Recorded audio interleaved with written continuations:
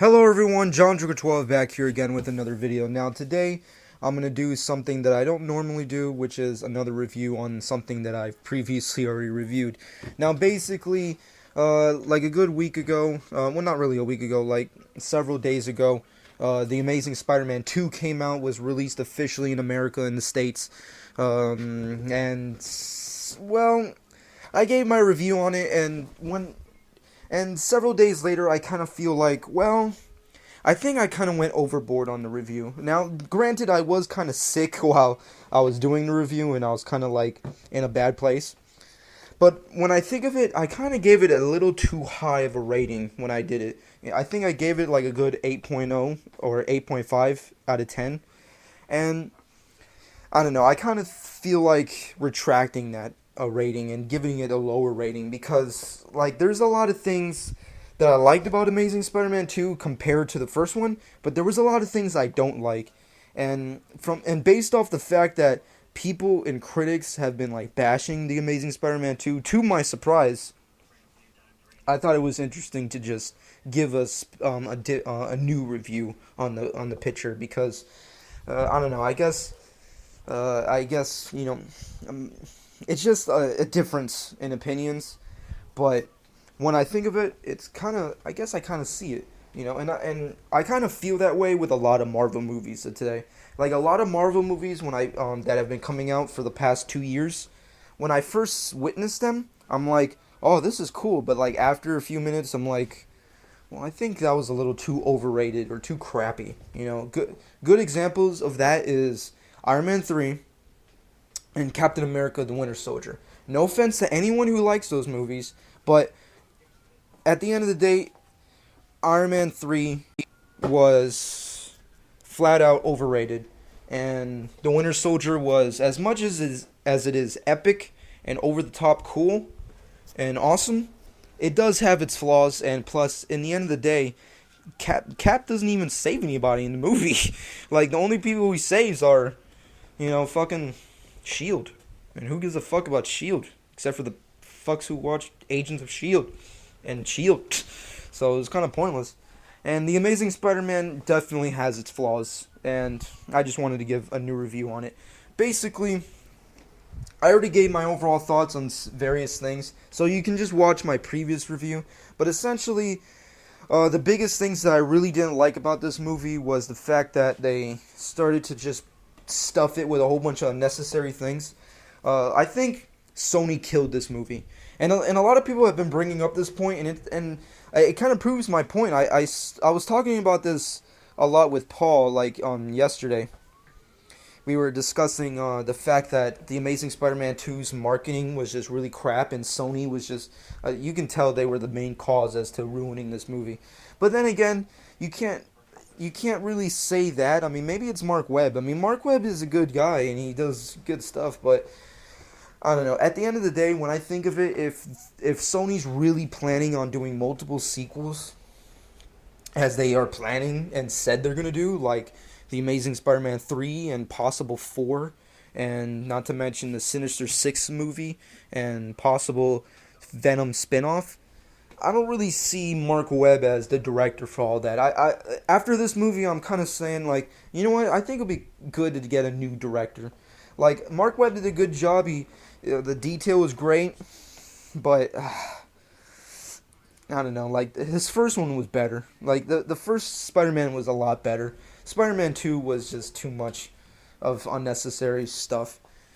And a lot of that may have to do with Sony and their decisions and maybe their over-exaggerations with things, but I don't know. It was just crap. Like, they did not mesh well in this new movie go-around. The first one was good. Should have just left that as it is, but Mark Webb wanted to direct this one, so what can you do? But overall, another thing I really didn't like was the fact that Green Goblin was very underutilized in this movie. Green Goblin, Harry Osborn, is, of course, for those of you who don't know, which I'm sure you already do know, Harry Osborn is the Green Goblin in this movie. So, right off the bat, you can guess how that figures. But I also didn't really understand how they knew each other prior. I mean, like, why didn't they reference Harry Osborn in the first one if they already had a pre-existing relationship? It was kind of strange. I guess it was kind of good because, like most comic book fans, I do hate origin stories. Like, come on. Like, one of the main reasons as to why I prefer this one over the other one is that it's not an origin story. You know, it's a full frontal, Spider-Man being Spider-Man movie. And that's what's good about it. But I guess it's a 50-50, like chance when you like not introduce them meeting together or just doing a flat out origin. I guess it depends on your personal opinion. Overall, their relationship was good and served a purpose, but I feel like he should have been the main focus of the movie. Like the actor who plays Harry Osborn, I think he did a good job and all. But I don't know, like Electro was the main focus and was the main villain of this movie. And as much as I don't despise Jamie Foxx, now that some time has passed, I don't know, like his character and his like performance as Electro, as good as it is, I don't know. Green Goblin kind of topped them, like should have just left it to him. That's my personal opinion. Should have just left it to Green Goblin. Should have made him the main focus of the movie. And he's like only shown in the last 5 minutes of the movie. It's like in the third act when Spider-Man finishes off Electro and they have that conclusion to their story. Green Goblin comes around and they were like, "Well, we got to put in Green Goblin, so let's put him in the end." It felt like they should have established him as the Green Goblin, like, from the beginning, at least. Or at least in the middle, Just my opinion. I mean, like, I like his arc. Should have just, established that a lot better, And just, like, if you're going to make a specific villain or a specific storyline less important, should have made Electro's less important. I mean, like, him as a person is very important. So why did you make him the main focus? The main villain. It was just stupid. Should have just gave it up to the Green Goblin. And plus, I do like the new look of the Goblin. I mean, I like it way more than the Raimi version. I mean, no offense to Sam Raimi fans, but I don't know. I love this. I love the new version of Green Goblin. At least it looks more like the Goblin instead of that stupid suit. But overall, another thing that really just pissed me off about this movie is the fact that there's so many different storylines. Mark Webb knows his shit. Why didn't they just leave it up to the Peter Parker Gwen Stacy relationship? If this whole movie was predicated on the fact that it's all about their relation status and how they are trying to deal with the fact that he's a superhero and the fact that he's, going through really rough times because he has the image of her father dying and he's made a promise to protect her but stay away from her at the same time, but he can't because he loves her and blah, blah, blah. If you made that the main focus of the movie, it would have been way more like than it was. It was just like so many subplots. You have Gwen Stacy, Peter Parker relationship, and then you have the Spider-Man legacy, and then you have all these ridiculous montages, and then you got the Electro subplot, and then you have the Harry Osborn subplot, and then you have the Sinister Six subplot on top of that. It's just fucking unnecessary. It was just stupid and just a big waste of time. Should have just left it up to two specific storylines. Obviously, the Gwen Stacy, Peter Parker one, and of course, the Harry Osborn one, because those are the only ones that, to me as a fan, was really important. I really liked and enjoyed them. So that's my personal opinion. Another thing I really didn't like about this movie was the fact that, the music was just really strange. Like, Hans Zimmer does a good job at doing his scores. He's awesome. He's a badass. We've known this ever since the Dark Knight trilogy. He's just a badass at his music. But, I don't know, like, I guess the people that he brought on to work with him, like, I don't know, their music kind of sucked, and his music was awesome. It was kind of like a combination of, like, whatever and awesome, Like, because, like, the music that backs up Electro, they do it a lot Like every single time Electro appears, they do that music in the background. They just throw it there as a throwback. And it just fucking annoys me every single time I hear it. Like the first time you play it, good, awesome, cool.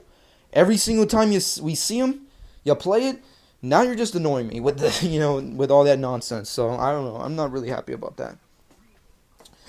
But at the end of the day, I do have to give it a rating, and seeing as how this is my second review on the same movie, the previous review I gave it an 8.0 or an 8.5, something like that.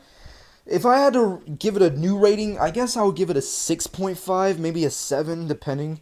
And I mostly say that based off the fact that it's not a perfect movie, and I don't know if like I'm at that specific point where I can say it's superior than the first one, but I just loved the enjoyment of viewing it, just the overall lore of it, because there's plenty of great movies that reach a specific generation and just characters that spread out through generations that fucking reach people. And Spider-Man is one of them. Like every single kid in America for generations have loved Spider-Man for various reasons, whether it be the comics, the cartoons, the movies, what have you.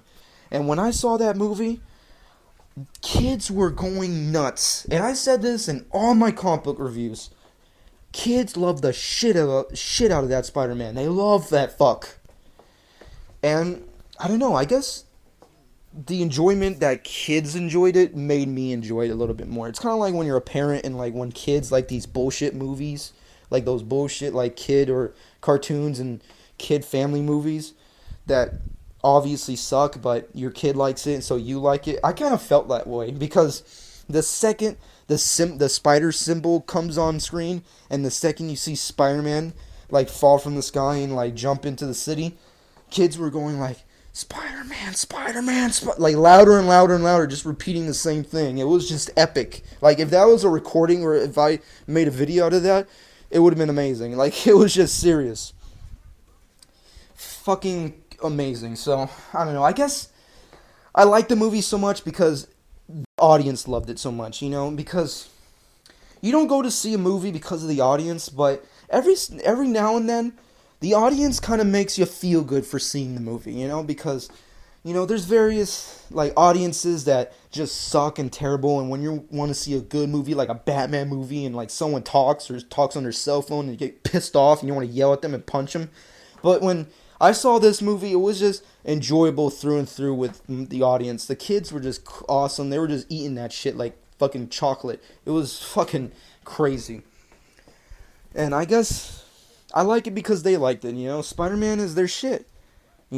Just like Batman's my shit, Spider-Man's their shit. They just love that fucking stuff.